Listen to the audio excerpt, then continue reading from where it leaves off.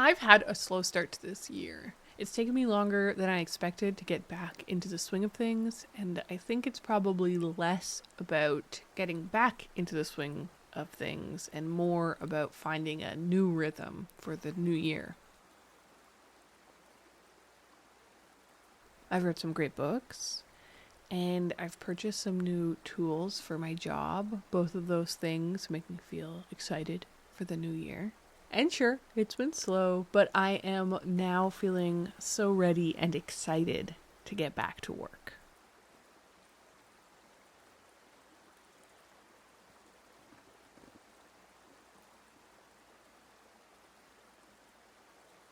Hello, everyone, and welcome to my desk. I have just been here staring at this quote that I got. One of my goals for this year is to sort out hate. So, as you guys know, we're on a journey with this house, and I'm slowly but surely fixing it. There's lots and lots to fix, and I knew all of it when I bought the house. I had a very thorough inspection done. I knew all of the problems and the costs, general costs that it would cost. But now I've got to do it.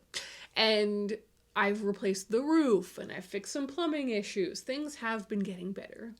But one of the things I haven't tackled has been heat. And it needs to happen because I live in Canada.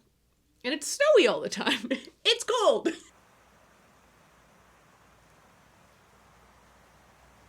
This entails a few things. It means I need to get the attic insulated, which it kind of is insulated, but not really. And the insulation's really old, so it's basically functionally not insulated. So there's the attic. But then the other main thing is to replace my furnace. And I have this furnace. It's a wood and oil combination furnace. It's super old. It's on its last legs. I had some guys come over to take a look at it because it's been acting up and they just couldn't believe that it's still functional. And, we all agreed that it just needs to be replaced. It's probably over 40 years old. And I don't want to be burning oil at all. I hate burning oil. And so what do I want to do? Well, I would love to get a heat pump.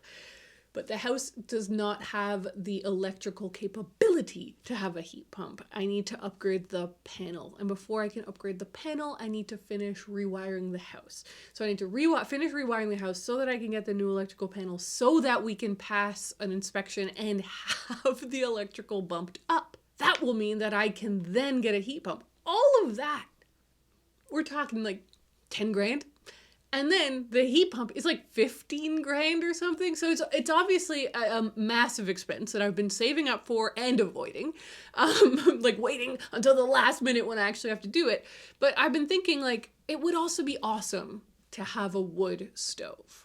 I think it would be great for a few reasons. One reason is because we do have power outages here for all sorts of different reasons. Hurricanes, winter storms, other things.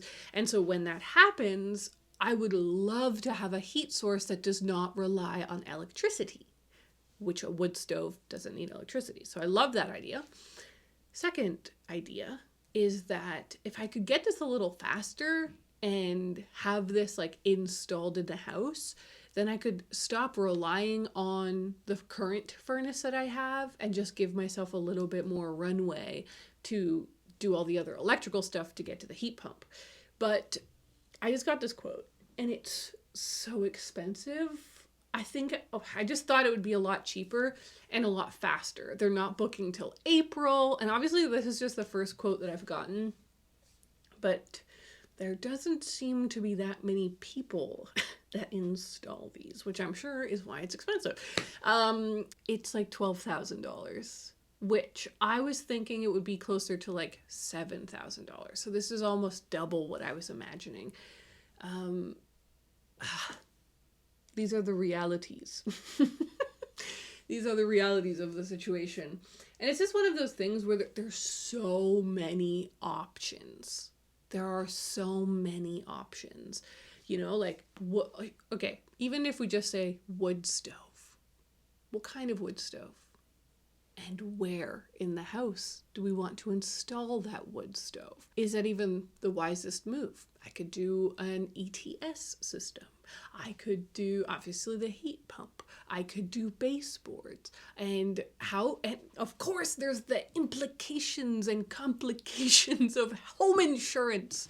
Like, a heat pump, even though, ironically, it's like what the government is always incentivizing people to do, get a heat pump, it cannot be your primary source of heat for your house to be insured. So, I don't know if all of this makes sense. I'm going to have to ponder this a lot. But you know what does make sense? Today's sponsor. I actually genuinely happen to have this here because I love this product. This is Wild. Wild makes refillable, natural personal care that actually works and smells amazing.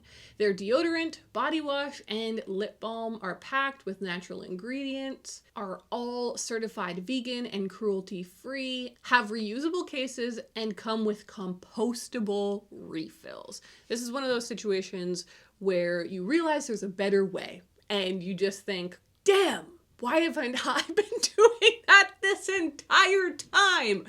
This lip balm I'm obsessed with.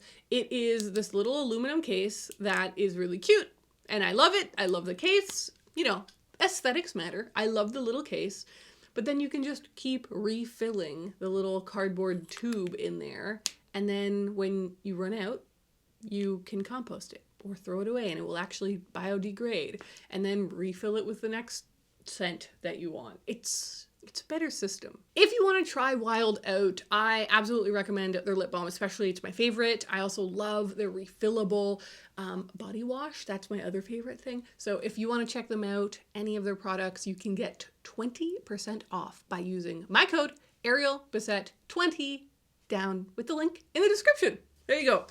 Thank you very much to Wild for sponsoring this video. Super grateful to them. And now, what are we going to do next? Ah, yes. The list. This is my hallway to-do list. These are all of the things we need to do to finish the hallway, and it's time to get back to them. So the next morning, I started off with coffee, which I do every day. Make coffee for me, my mom, and my boyfriend. Wait, fiance. Oh my God. And then I got myself ready and picked out my piece of wood that I had purchased a few months ago for this project. I started measuring things out, and when I went to the back room, I realized none of the electric saws were here. My parents had taken them to their place where they're working on stuff, so I hand sawed this thing. I'm not very good at hand sawing, but I got the job done. And I went back upstairs, and I had to measure out the height. I knew that this was going to be a tricky cut, but my dad was away, and so, you know, hell, I would give it a shot. Almost near instant regret, okay? I cut the piece of wood, and I just didn't understand the guide on this saw, and I cut it wrong. And here I am, in denial. Here I am, scared, thinking, maybe there's a way. Maybe there's a way to fix this. Maybe if I use the other side. But no. Absolutely not. I messed up. I cut the wood absolutely the wrong size, and I can't fix it. And it's a tragedy because it was really nice wood. Obviously, I'll be able to use that wood for other projects, so the wood won't be wasted, but I can't use it for this project now. Thankfully, I have another piece of wood. It's not as nice, but once I finish it, it'll be fine. It's just a piece of strapping, so it's pretty awkward, but it'll work. So, take two. I want to give up, but I won't. And I can't mess this one up because I don't have any more wood that would fit this project. And I don't want to go to the hardware store. So here we go. Take two. Remeasuring this new piece of wood and doing some test cuts so that I cut it right this time. Hallelujah. Back up the stairs we go, and a little slower now. It fit. It was the right length, and so it was time to sand these down and make them really nice so that the finish is good. I found these really puffy gloves that my mom has, and thank God, because it was like -12. I then set up a little station in my office for staining and finishing the wood off because I didn't want to be outside anymore. Also, like, you need it to be semi-warm where you're doing these things because otherwise they'll never dry. So I applied the pre-wood conditioner and then I applied the stain and wiped that off. While I let that dry, I started on the other project I wanted to tackle, and I started sanding down the ceiling.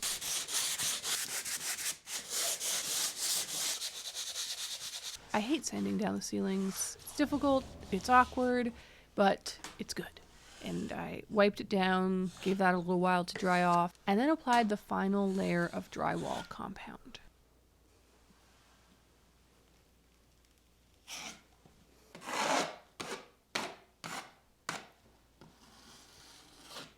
Then it was time for a little cleanup. I realized I'd never taken this tape off, so I finally did that. I washed my hands of all the drywall stuff, and then I decided to do a second coat of a slightly darker stain on the wood because it just wasn't getting as dark as I'd hoped, and it did warm up a bit, which it looks really nice.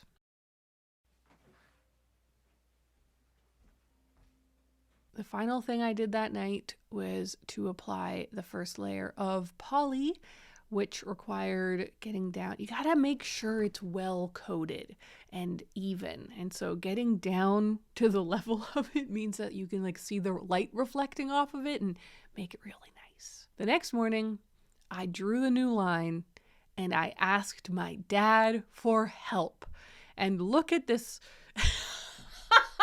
When you compare his setup to my setup, I mean, I was clearly doomed for failure, but that's okay. I learned you need to grip things down. Clamps are your friend. And he cut it beautifully. It looks great. And so I went in and stained that new edge. While that dried, I went in and I was able to sand the drywall compound down.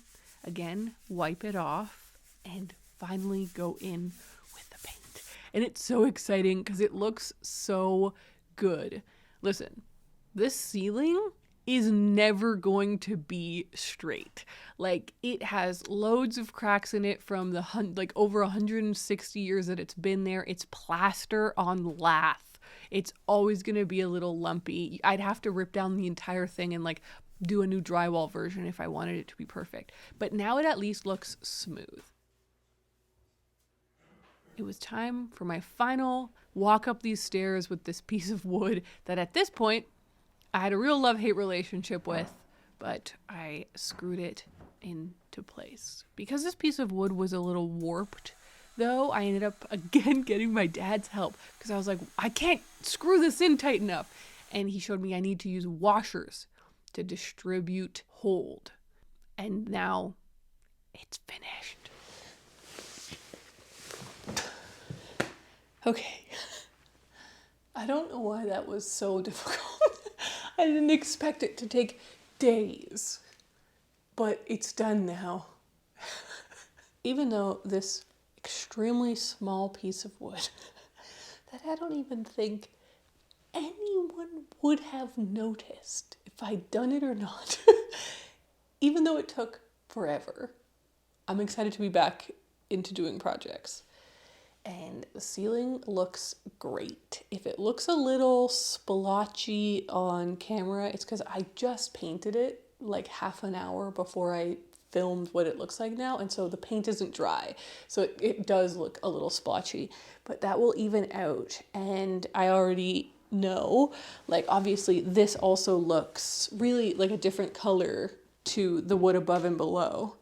And that's for a few reasons. One is because it's a different piece of wood and you can never predict how wood is going to take stain. But the second bigger reason is that this piece of wood and these pieces of wood are years old. They've been stained and finished with poly for years, and wood changes color over time, especially with poly on it.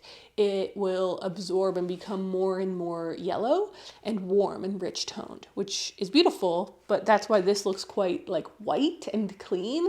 It's because it kind of is. So over time, this will age to look like the other pieces of wood. It's so funny because colors of wood not matching used to be a huge deal to me. And the more I work with wood and the more I learn about it, the more I'm like, whatever. In a couple of years, it's gonna look great. So 2 more things have been crossed off the list.